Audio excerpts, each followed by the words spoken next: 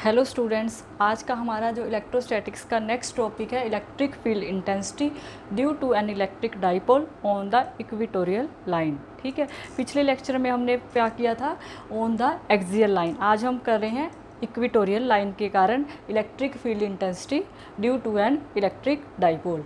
ठीक है, इसके लिए सबसे पहले आपको क्या लेना है, एक डाइपोल लेना है।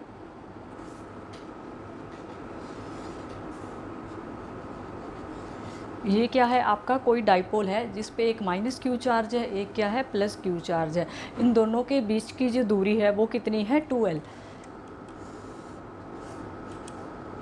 मान लीजिए जो इनका सेंटर है वो क्या है, O से इनकी दूरी कितनी हो जाएगी, इधर साइड भी L हो जाएगा, इस साइड भी L हो जाएगा। ठीक है, आपने अब इक्वेटोरियल लाइन क्या होती है, इक्वेटोरियल लाइन जो आपका डाइपोल है इसके सेंटर में से पास करती है वर्टिकली। तो जो लाइन सेंटर में से पास कर रही है उस लाइन को क्या बोलते हैं, इक्वेटोरियल लाइन। तो इक्वेटोरियल लाइन पे आपको क्या करना है, electric field intensity find out करनी है। और जो लाइन किसकी है, डाइपोल के परपेंडिकुलर होती है उस लाइन को इक्वेटोरियल लाइन बोलते हैं। ठीक है, आपने कोई भी पॉइंट P ले लिया, इस पॉइंट पे आपको डाइपोल के कारण electric field intensity find out करनी है। तो देखो, सब सपोज कर लीजिए, आपको पहले मैंने बताया हुआ है कि जब भी आपको electric field intensity find out करनी है तो सपोज कर लिया कि यहाँ पे आपके पास कोई भी यूनिट टेस्ट चार्ज पड़ा है। तो टेस्ट चार्ज के कारण, ये पॉजिटिव टेस्ट चार्ज ले रहे हैं, तो ये इस चार्ज के कारण फोर्स लगाएगा। फोर्स पॉजिटिव को क्या करेगा, रिपेल करने की कोशिश करेगा। तो इसकी डायरेक्शन आपके पास कैसी आएगी, ऐसे जाएगी। इसके कारण जो इलेक्ट्रिक फील्ड लग रही है वो सपोज कर ली कि E1 लग रही है। तो ये वाला जो माइनस क्यू चार्ज है इसकी तरफ अट्रैक्ट करेगा क्योंकि यहाँ पे माइनस चार्ज है।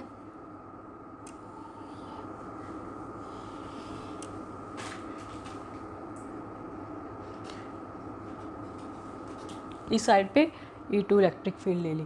ठीक है, ये E1 इलेक्ट्रिक फील्ड है, ये E2 इलेक्ट्रिक फील्ड है। अब आपको इक्वेटोरियल लाइन पे electric field intensity find out करनी है। ये आपके पास जो डिस्टेंस है ये L है, ये भी L है। जो आपने पॉइंट P लिया है जिस पे आपको electric field intensity find out करनी है वो सपोज कर लिए कि सेंटर से R दूरी पर है आपका।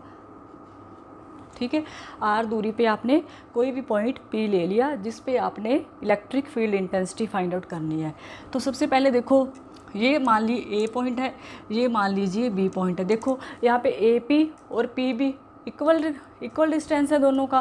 तो आप इसकी जो वैल्यू होगी वो भी दोनों की सेम होगी। तो इसको फाइंड आउट करने के लिए आपने ले ली ट्रायंगल AOP।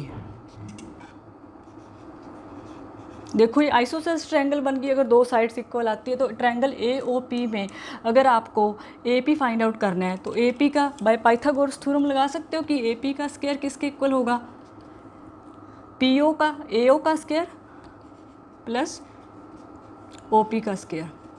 ठीक है, अब देखो AO की वैल्यू कितनी है आपके पास, L है, और OP की वैल्यू कितनी है, R है। तो R square L square plus R square आ जाएगा AP का स्क्वायर। तो AP की वैल्यू आपके पास कितनी आ गई, R square plus L square की अंडर रूट। ठीक है, मतलब कि आपके पास AP का ये भी आपके पास R square plus L square आ गया, और ये वाली साइड भी आपके पास कितनी आ गई, R square plus L square के इक्वल आ गए। दोनों इक्वल हैं तो आइसोसेलेस ट्रायंगल में R square plus L square, ये भी R square plus L square आ गया रूट का। AP की वैल्यू फाइंड आउट होगी। अब आपको फाइंड आउट तो यहाँ पे electric field intensity find out करनी है। तो देखो पहले आपने सपोज कर लिया कि due two plus Q charge electric field intensity at point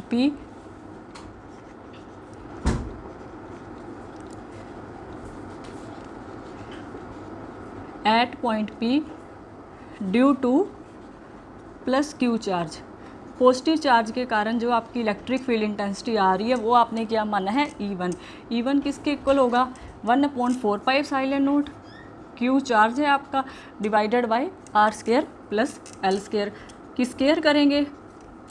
देखो अंडर रूट आएगा, यहाँ पे स्क्वायर आएगा, तो आपके पास क्या बन जाएगा, Q/4 पाई epsilon naught R square plus L square. ठीक है, वैसे ही अगर आप E2 electric field negative charge के कारण ले रहे हो तो इसका अगर आप लिखोगे तो इसकी वैल्यू कितनी आएगी, 1/4 pi epsilon not Q/R square plus L square.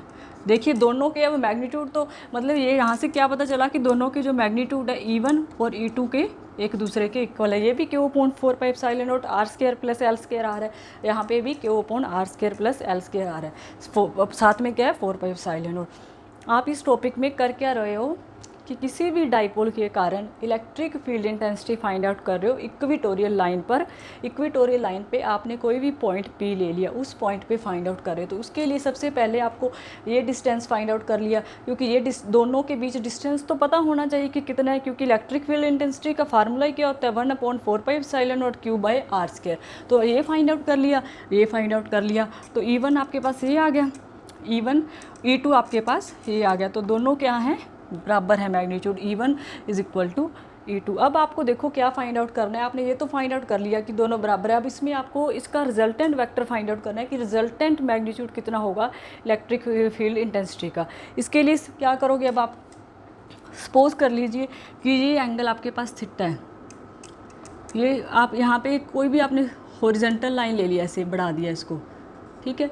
ये अगर एंगल थीटा है, ये अगर दो लाइंस पैरेलल हैं एक दूसरे को कट करती हैं, तो एक ये एंगल थीटा है तो ऊपर वाला एंगल भी थीटा हो गया, क्योंकि जो दोनों एंगल क्या होते हैं अल्टरनेट एंगल होते हैं। अगर ये एंगल थीटा है तो आपके पास ये एंगल भी थीटा है, तो ये एंगल भी आइसोसेलेस ट्रायंगल की, तो तीन ये एंगल थीटा है तो ये भी एंगल आपके पास थीटा आ जाएगा। ठीक है, समझ आ गया यहाँ तक, ये नोट कर लीजिए सभी। आगे देखिए, अब आपको क्या करना है,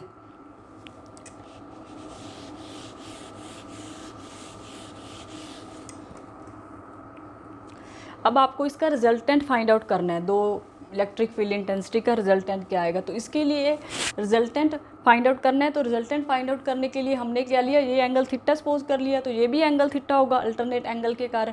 अब रिजल्टेंट देखो कि अगर ये है एक, अगर थीटा ले रहे हैं तो इसकी तरह इस साइड पे कौन सा वेक्टर आ जाएगा आपके पास, कोस थीटा वाला कंपोनेंट इस साइड आ जाएगा E1 कोस थीटा, और जो E2 इलेक्ट्रिक फील्ड नीचे वाली साइड इसका भी थीटा कंपोनेंट की साइड हॉरिजॉन्टल साइड पे E2 कोस थीटा आ जाएगा।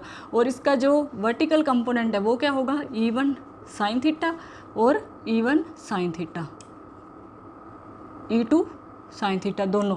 देखो E1 साइन थीटा और E2 साइन थीटा आ रहे हैं, ये एक दूसरे के अपोजिट डायरेक्शन में है और इनका मैग्नीट्यूड तो सेम है, तो इसका मतलब ये आपस में एक दूसरे के कैंसिल हो जाएंगे। आपके पास सिर्फ क्या बचेगा, हॉरिजॉन्टल कंपोनेंट बनेगा इलेक्ट्रिक फील्ड इंटेंसिटी का। तो आपके पास E किसके इक्वल बन गया, E1 cos theta plus E2 cos theta. अभी हमने देखा था कि E1 का मैग्नीट्यूड E2 के बराबर है, कितना आया था वो 1/4 pi epsilon naught Q upon R square plus L square, इसके इक्वल आया था अभी आप हमारे पास। तो देखो E1 E2 के बराबर है, तो आप क्या लिख सकते हो, E1 की जगह पे E2 ही लिख सकते हो। तो आपके पास या E2 की जगह पे E1 लिख सकते हो, तो आप लिख दिया 2E1 कोस थीटा। आपके पास क्या आ गई, इलेक्ट्रिक फील्ड इंटेंसिटी आ गई, रिजल्टेंट इलेक्ट्रिक फील्ड इंटेंसिटी। अब E1 की वैल्यू कितनी है 1/4 pi epsilon naught Q by 2 times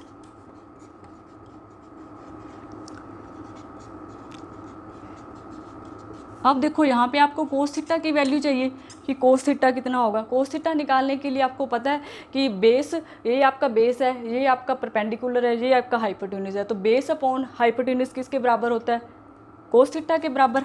cos theta तो आपने सपोज कर लिया, मैं आपको यहाँ पे बता रही हूँ, कोई ये ट्रायंगल ले लिया आपने AOP, इस ट्रायंगल में कोस थीटा निकाल रहे हैं। कोस थीटा किसके इक्वल होता है, बेस अपॉन हाइपोटेन्यूज। तो बेस के वैल्यू यहाँ पे L है, तो R square plus L square आ जाएगा, बेस अपॉन एच हाइपोटेन्यूज। तो आपने electric field intensity cos theta की वैल्यू आप यहाँ पे रख दो जी, 2/4 pi epsilon naught Q by R square plus L square. Cos theta की value L upon √r square plus L square. अब देखो यहाँ पे 1 है, इसकी पावर या इसकी पावर 1/2 है, तो टोटल कितना हो जाएगा 3/2। तो इलेक्ट्रिक फील्ड, तो आपके पास इलेक्ट्रिक फील्ड इंटेंसिटी कितनी आ जाएगी 2QL upon 4 pi epsilon naught R square plus L square की 3/2। यहाँ तक नोट कर लीजिए सभी। हमारे पास जो इलेक्ट्रिक फील्ड की वैल्यू कितनी आ गई 2QL 4 pi epsilon naught R square plus L square की पावर 3/2। ठीक है, यहाँ तक सभी नोट कर लो।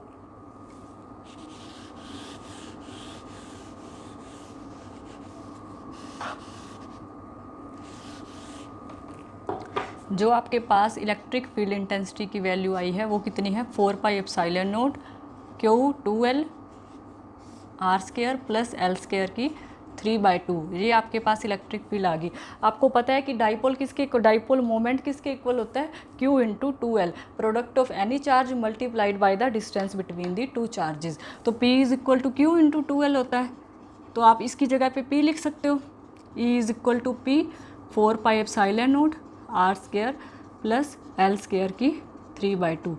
ये आपके पास क्या आ गई, electric field intensity due to a dipole on the equatorial line. अगर आप सपोज कर लीजिए कि R है जो पॉइंट P आपका बहुत ज़्यादा दूर है, तो उसके कंपैरिजन L बहुत छोटा हो जाएगा, तो L को नेगलेक्ट कर देते हैं। सपोज कर ली if R is greater than L, कि R बहुत ही ज़्यादा बड़ा है, तो इलेक्ट्रिक फील्ड इंटेंसिटी, तो इसको L को नेग्लिजिबल मान लेंगे, तो इलेक्ट्रिक फील्ड इंटेंसिटी कितनी आ जाएगी, P/4 pi epsilon naught R square की पावर 3/2, 2 के साथ 2 कट जाएगा, तो इलेक्ट्रिक फील्ड इंटेंसिटी आपकी आ जाएगी 4 पाई एप्सिलॉन नॉट R की क्यूब। ये है आपकी electric field intensity when the R is greater than L, कि जो आपका पॉइंट P, जिस पॉइंट पे आप electric field intensity find out कर रहे हो इक्वेटोरियल लाइन पे, वो बहुत दूर है। तो आपके पास इलेक्ट्रिक फील्ड इंटेंसिटी का वैल्यू क्या आ गया, P/4 pi epsilon naught R cube. ठीक है, यहाँ तक नोट करो सभी। आगे देखिए, ये तो अपने पास आ गया रिजल्ट, जो रिजल्ट है इलेक्ट्रिक फील्ड का resultant E is equal to P/4 pi epsilon naught, की मतलब जो इलेक्ट्रिक फील्ड इंटेंसिटी एक तो डाइपोल मोमेंट पे डिपेंड कर रही है, दूसरा किसके ऊपर डिपेंड कर रही है, डिस्टेंस के ऊपर, कि जो आप पॉइंट P ले रहे हो वो कितने डिस्टेंस पे ले रहे हो। अब सपोज करो, अब हमने क्या किया था पिछले लेक्चर में, एक्सियल लाइन के लिए किया था। एक्सियल लाइन के लिए इलेक्ट्रिक फील्ड इंटेंसिटी कितनी आई थी, 1/4 पाई एप्सिलॉन नॉट 2P/R की क्यूब। अब इक्वेटोरियल लाइन के लिए कितनी आई है आपके पास, 1/4 पाई एप्सिलॉन नॉट P/R की क्यूब। देखो इन दोनों में क्या आ रहा है कि जो आपने एक्सियल लाइन के लिए फाइंड आउट करी थी वो क्या है, इक्वेटोरियल लाइन से डबल है इलेक्ट्रिक फील्ड इंटेंसिटी। अगर आपसे पूछे कि दोनों में क्या है, मतलब क्या रिजल्टेंट डिफरेंस क्या है, कि जो एक्सियल लाइन पे हम electric field intensity find out कर रहे हैं वो क्या है, इक्वेटोरियल लाइन के डबल आती है, 2 times of the equatorial line, या तो E axial is equal to 2 times of E equatorial line.